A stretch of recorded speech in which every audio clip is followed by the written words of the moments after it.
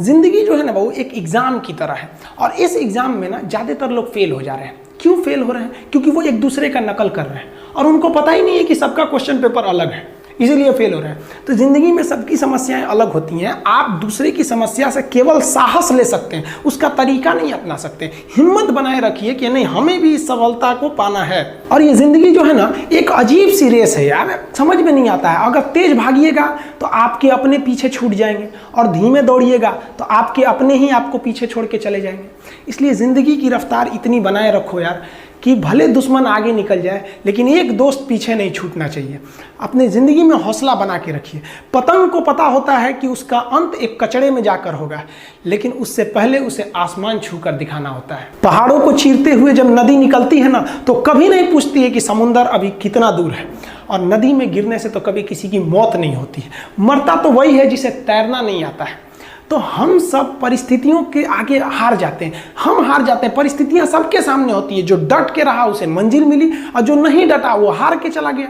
जब हमारे पास परिस्थितियां आती हैं, हम घिर जाते हैं चारों ओर से, तो हम परिस्थितियों को दोष देने लगते हैं, न कि उस परिस्थितियों से निकलते हैं। कोई मस्जिद जाता है, कोई मंदिर जाता है, कभी सोचा है भगवान को कितना बुरा लगता होगा? सोचते होंगे कि बंदा केवल हमसे मांगने ही आता है। यार कभी मिलने भी आया करो। हमको तो लगता है किसी दिन भगवान निकल के बोलेंगे कि यार केवल तुम लोग हमसे मांगने ही आते हो, कभी मिलने भी आया करो। तो भगवान से या अल्लाह से सबसे एक दुआ मांगिए कि आप हमको मुसीबत देना है, आप दीजिए। आप जिस तरह से हमें खुशी देते हैं उसी तरह से हम आपके दिए गए दुखों को भी अपनाएंगे, लेकिन हाँ उस दुख से लड़ने की हिम्मत भी जरूर दीजिएगा। और सबको अपने अपने कर्मों का पता होता है, यूं ही गंगा किनारे इतनी भीड़ नहीं लगी रहती।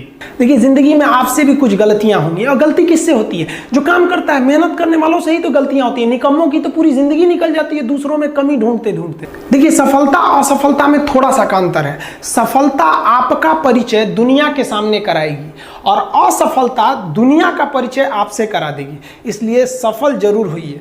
देखिए 97% लोग जो है ना वो थक के किसी काम को छोड़ देते हैं, और जिंदगी भर उन 3% लोगों के लिए काम करने लगते हैं जो कभी भी हार नहीं मानते। मेहनत बता देता है कि परिणाम कैसे मिलेगा, वरना परिणाम तो बताता ही है कि आपका मेहनत कैसा था। कुछ लोगों को लगता है कि उनके पिताजी बहुत पहुंच वाले हैं, दादाजी बहुत पहुंच वाले हैं, तो उनकी बदौलत हमें कोई काम मिल जाएगा, कोई जॉब मिल जाएगा। तो कोई ये बहुत बड़ी बात नहीं है।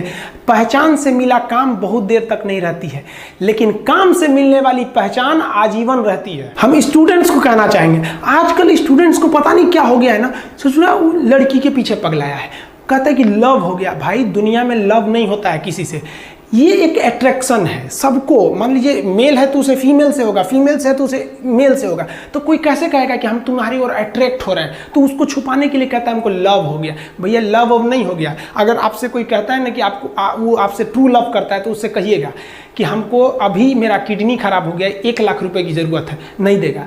लेकिन आप अपने माता पिता से कहिएगा कि हमको 1 लाख की ज़रूरत है, और रियल में भी अगर हो जाएगा तो वो अपना शरीर बेच देंगे आपके लिए, लेकिन वो नहीं बेचेंगे। ये होता है लव। लेकिन लोग अट्रैक्शन को लव कहते हैं, उसके लिए पूरी ज़िंदगी बर्बाद कर देते हैं। ये सब बाबू गलत चीज़ है। जो आप अपना देखिए, आप अपना करियर छोड़ के अगर इस सब चीज़ में जाइएगा तो पूरी लाइफ बर्बाद हो जाएगी। आप जो रिश्ता खोजते हैं अपना कॉलेज में, कोचिंग में, ये सब परमानेंट रिश्ते नहीं हो सकते हैं। हाँ अगर आप गर्लफ्रेंड से शादी करेंगे तो ये आपके लिए बेस्ट लड़की होगी, लेकिन माँ बाप जो ढूंढ के लाएंगे, जो भगवान आपके लिए बनाया है, वो लड़की आपके लिए यूनिक होगी। If you will best you will number 1, and if you will unique you will only 1। तो याद रखिएगा, जो भगवान आपको बना के जोड़ता है ना, वो रिश्ता सबसे अच्छा होता है। अपने माँ बाप को देखिए ना, क्या झगड़े नहीं हुए, लेकिन आज भी वो लोग एक साथ रहते हैं। लेकिन फिर भी आप देखिए आजकल के जो वेस्टर्न कल्चर आ गया है, क्या वेस्टर्न कल्चर हो गया है, समझ में नहीं आता है। प्यार और छोहाड़ा, इसकी ज़िंदगी ना 1 साल होती है, 1 साल में ही खराब हो जाता है। ये वेस्टर्न कल्चर है, हमारी भारत की संस्कृति नहीं है। हम गर्व करते हैं, हमें अहंकार है, हमें गुरूर है अपने भारत की संस्कृति पर। जहाँ एक छोटी सी बच्ची भी गुड़िया खरीदती है ना, तो उसके लिए दुपट्टा खरीदती है। और यार अगर आपको दिल लगाना ही है तो किताबों से लगाओ ना यार। बेवफा भी निकलेगी तो मुकद्दर बना के जाएगी। दिन ना सबके लिए 24 घंटा का होता है। ऐसा नहीं है कि आपको अलग से वक्त मिलेगा, लेकिन इसी 24 घंटे में किसी को प्यार करके पति बनने का शौक है, तो किसी को मेहनत करके करोड़पति बनने का शौक है। तो आप डिसाइड करिए आपको क्या बनना है। क्योंकि बरसों बाद जब लोग ये मिलेंगे ना आपसे, तो ये नहीं पूछेंगे कि कितनी गर्लफ्रेंड है, लोग पूछेंगे कमाता कितना है, हैसियत कितनी है तुम्हारी। ये दुनिया का उसूल है कि लोग कभी भी आपसे खैरियत नहीं, आपकी हैसियत पूछते हैं। लोग एक दूसरे से वादा करते हैं कि तुम्हारा जिंदगी भर साथ निभाएंगे, कोई किसी का साथ नहीं निभाता है। लोग अर्थी और जनाजा भी ले जाते हैं ना 2 कदम, तो कंधे बदल बदल के ले जाते हैं, जबकि पता है कि आखिरी मुलाकात है। और लोग यहाँ कंधा बदल बदल के ले जा रहे हैं और लोग वादे कर रहे हैं कि जिंदगी भर साथ निभाएंगे, कोई साथ नहीं निभाता है। हम आप सब लड़का लड़की से कहना चाहेंगे कि अभी वक्त है, अभी सर झुका के पढ़ लीजिए। वादा है आपसे कि जिला में सबसे ऊंचा सर आपका होगा, लेकिन अगर अभी आप सोचिएगा आराम करने के लिए, पूरी जिंदगी आपको तकलीफ उठानी पड़ेगी। अगर आज आप किताबों के दीवाने हो गए ना, तो कल दुनिया आपकी दीवानी हो जाएगी। किसी ड्रीम गर्ल के लिए ना अपने माँ बाप के ड्रीम को कभी नहीं छोड़ना चाहिए। आप लोग जो सोचते हैं ना इधर उधर, वो खुशी तो आप लोगों ने कभी देखा ही नहीं। कोई स्टूडेंट अभी तक खुशी नहीं देखा। हम आपको व्यक्तिगत बताते हैं। देखिए, खुशी कब मिलेगी आपको? जिस दिन आपको जॉब मिलेगा ना, और जो पहली सैलरी मिलेगी वो भी नहीं खुशी है। जब आप अपनी पहली सैलरी ले जाके अपनी माँ के हाथों में देंगे ना, तो आपकी आंखों में आंसू होगा।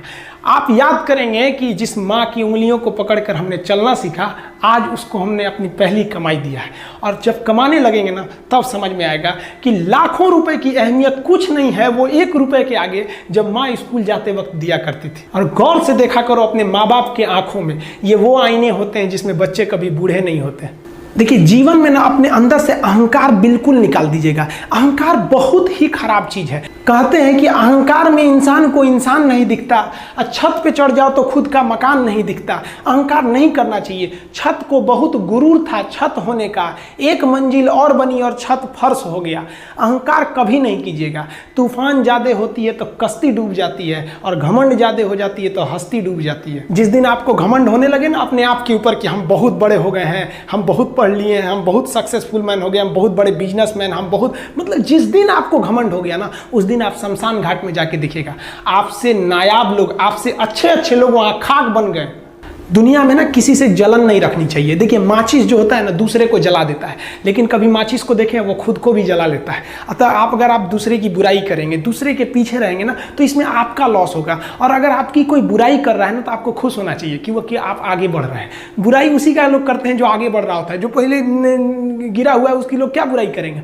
और जब भी आपकी कोई बुराई करे तो आप उसे सहज स्वीकार करें, और आप उसे प्रूव मत कीजिए कि हम ये नहीं हैं। हम लोग गलती क्या करते हैं स्टूडेंट लोग, कि प्रूव करने लगते हैं। नहीं, आपको अपने आप को इंप्रूव करना है। अगर कोई गलती हो गई है, आपको कोई बुराई कर रहा है, तो आप उसको सहज स्वीकार कीजिए। जिस दिन आपके अंदर अपनी बुराई सुनने की क्षमता आ गई, यकीन मानिए आप सफलता के दहलीज पे अपनी पहली कदम रख दिए उसी दिन। लोहा जो होता है ना, उसे कोई नहीं तोड़ सकता है, लेकिन उसी लोहे के अंदर का जो जंग लग जाता है ना, धीरे धीरे दीमक की तरह उस लोहे को खदड़ते जाता है। इसलिए अपने अंदर अहंकार को मत लाने दीजिएगा। लोग कहते हैं ना कि अहंकार बुरा है। जीवन में हम जो अनुभव किए हैं, अहंकार से भी खराब चीज होता है गुस्सा। देखिए, अहंकार उत्पन्न ही नहीं होगा जब तक आपको गुस्सा नहीं आए। आप ऐसे नॉर्मल बैठे हैं और आप किसी से कहिएगा कि तुम्हारी क्या औकात है, जब तक आपको गुस्सा ना आए। तो अहंकार एक पेड़ है और गुस्सा उस पेड़ का जड़ है। इसलिए गुस्सा जिस दिन आया उस दिन आप बर्बाद हो जाएंगे। किसी भी व्यक्ति को बर्बाद कराने के लिए सबसे जरूरी है गुस्सा दिलाना। आपको पता है, लोहार जो होता है, लोहार वो जानता है कि लोहे को हम ऐसे नहीं मोड़ सकते हैं, बहुत ही शक्तिशाली है। इसलिए लोहार ना इस लोहे को ना आग में डाल के इसे गुस्सा दिलाता है। जब ये गुस्से से लाल हो जाता है ना, तो जहां गुस्सा आया आप अपनी ताकत खो देते हैं, और ये लोहा अपनी ताकत खो देता है, और एक मामूली हथौड़े के चोट से लोहा मुड़ जाता है। तो जिस दिन आपको गुस्सा आ गया, समझ जाइए कि आप अपनी ताकत खो रहे हैं। जब हम जन्म लेते हैं तो जन्म से ही हमारी जीभ रहती है, और मरने तक हमारे साथ जीभ रहती है, क्योंकि वो बहुत ही नरम रहती है। उसे गुस्सा वो बहुत हार्ड नहीं होती है। लेकिन जन्म लेने के बाद दांत आता है, और दांत काफ़ी कड़ा होता है, और मरने से पहले ही दांत चला जाता है। यानी अगर आप नरम रहेंगे तो काफ़ी लंबे समय तक रहेंगे, और जहाँ हार्ड होंगे आप वहीं आपका पतन चालू हो जाएगा। इंसान 3 साल में बोलना सीख जाता है, लेकिन उसे क्या बोलना है ये सीखने में उसे पूरी जीवन लग जाते हैं। शब्दों का इस्तेमाल बड़ा सोच समझ के कीजिएगा। ये आपके माँ बाप के दिए गए परवरिश का एक सबूत होता है। अतः आप अगर किसी से अपशब्द बात करते हैं तो सभ्य व्यक्ति आपको नहीं कोसेगा, बल्कि आपके माँ बाप को कहेगा कि इसे संस्कार नहीं सिखाया। ये शब्द जो होते हैं हमारी परवरिश का परिचय करा देते हैं। शब्द का इस्तेमाल भोजन की तरह करना चाहिए। जिस तरह से भोजन को बनाने के बाद थोड़ा सा चख लिया जाता है, उसी तरह शब्द को दूसरे के सामने बोलने से पहले एक बार जरूर चख लीजिएगा। Subscribe now and press the bell icon. Never miss an update.